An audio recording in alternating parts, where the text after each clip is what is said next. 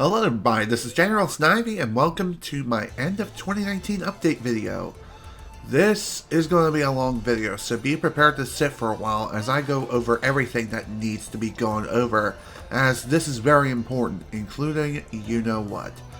The gameplay this time is ukulele, and it is the PC version if anyone was curious. As always, the gameplay is merely eye candy for background purposes. With that out of the way, let's get into this update. The first order of business is what my next Let's Play will be, as this video will be going live shortly after my Let's Play of Paper Mario The Thousand Year Door has ended. I know that I've made a list of all the games I wanted to cover this year, but things have changed when it comes to this list as new games were introduced on a whim, such as Banjo-Tooie and then Paper Mario TTYD. Getting to the point, I will be adding a few more games to this list, and all three of them are going to be done one after the other due to their short length, and yes, I said three. Those three games are going to be the classic Sonic the Hedgehog trilogy. I've been waiting on the modding scene to see when it'll be possible to add new games to the Sega Genesis Classic Mini, much like you can with the NES and SNES Classics respectively. But I haven't heard much about it over the past few months following the Genesis Mini's release, and I'm just going to work with what I'm currently dealing with. As such, Sonic the Hedgehog 1 and 2 will be played on the Genesis Mini, while Sonic 3 and Knuckles will be played on PC since the Genesis Mini's controllers are USB controllers within themselves, meaning that I can have the most authentic modern experience of playing Sonic 3 and Knuckles, outside of mods, of course. After those three games are done, I'm not sure what I have in mind as of yet. However, one thing's for sure, I am planning on buying and streaming a Let's Play of Xenoblade Chronicles Definitive Edition as soon as it's released, if I possibly can, as I love the game a lot, and I have been dying to cover that game since I first finished it several years ago, and I hope you are all looking forward to it as much as I am. Now that that's covered, let's move on to my next topic. I know that I haven't exactly been very consistent when it comes to live streaming on a schedule as I'd like to be. I set a goal for myself this year to be more consistent with streaming and have less cancellations. That didn't pan out the way I wanted it to, sadly.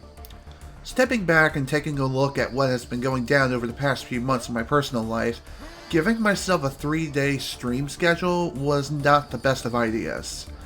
Despite how this sounds, I am not giving up on this schedule completely. However, my main focus will be to stream at least twice per week minimum, and if I can do a third day during the week, great, and if not, too bad. I am an adult, and my real personal life comes first before anything else. That's the way it's always been, and that's the way it's going to be until I am literally unable to create content anymore, or if I retire sooner, which thankfully isn't happening anytime soon. So no need to worry about that.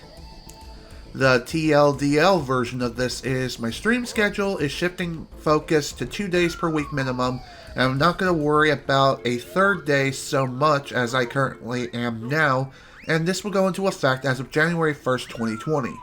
If anything changes, I'll be sure to let you all know within the community tab on YouTube, as well as my Twitter. Link to that is in the description of this video.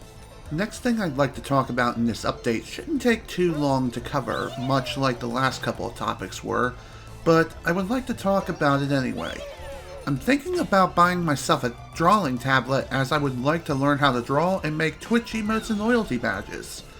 Not only this, but I would like to learn how to make stunning illustrations to showcase in a portfolio to possibly become some sort of an internet freelancer. But this plan hasn't been set in stone as of yet, as 1, I still need to purchase a tablet, and 2, my drawing skills are comparable to that of a toddler and aren't very good right now.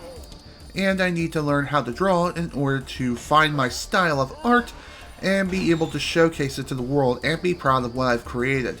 If any of you are artists, what kind of drawing tablets do you recommend? Keep in mind that money is a very big object to me, and I can't exactly break the bank with a really expensive tablet to start with.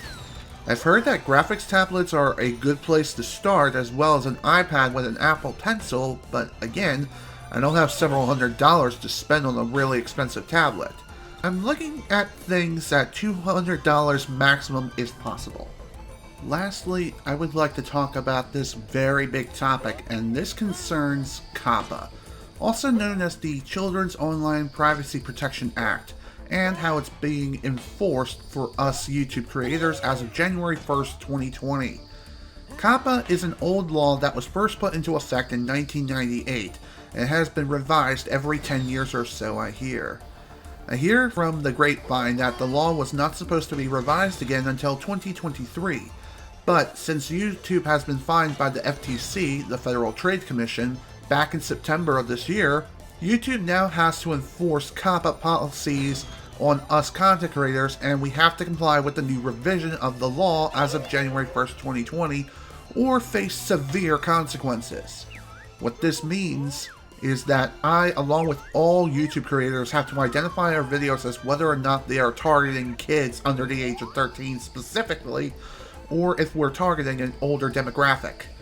If we do comply and mark any of our videos as made for kids, we will lose access to many features on YouTube, such as end screens, cards, notifications, meaning that it will not be sent to subscribers and will not be searchable or recommended on other videos across YouTube.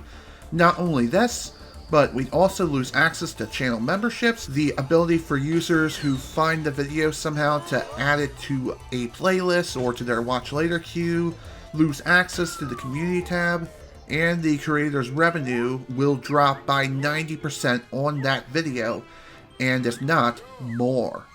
If we refuse to comply and intentionally falsify our claims, we can be fined by the FTC of up to $42,000 per offense / per video, which is not good, and it really does sound like it's all doom and gloom taking this at face value.